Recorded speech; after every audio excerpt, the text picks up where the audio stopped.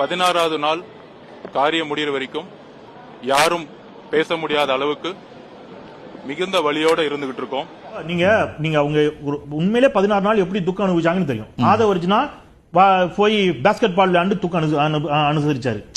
டேராடூனுக்கு போனார்ல, எவ்வளவு கடும் மனவேதனையில அவர் போய் அந்த டோர்னமெண்ட்டுக்கு போனார். அந்த துக்கத்துல நம்ம கொச்சப்படுத்தக்கூடாது. விஜய் அலுவலகத்துல ஆயுத பூஜை கொண்டாடி அந்த பேருந்து அது உள்ள போனதுனாலதான் 41 பேர் இறந்தாங்க. அந்த பேருந்துக்கு ஆயுத பூஜை கொண்டாடி அவங்களும் துக்கத்தை அனுசரிச்சாங்க இல்லையா? எவ்வளவு வேதனையில் இருக்காங்க சார், நமக்கு தெரியுது, நம்மளால புரிஞ்சு கொள்ள முடியுது அவங்களுடைய வேதனை. அதனாலதான் ஆயுத பூஜை கொண்டாடுறீங்க, டேராடூனுக்கு போறீங்க, பேஸ்கெட் பால் விளையாடுறீங்க. தான் வீட்டுல இழவு விழுந்திருக்குன்னு சொல்றவரு 3வது நாள் தனி விமானத்துல போய் ஒரு விளையாட்டு போட்டியில கலந்துக்க முடியுது, அதுக்கு போயிட்டாரு.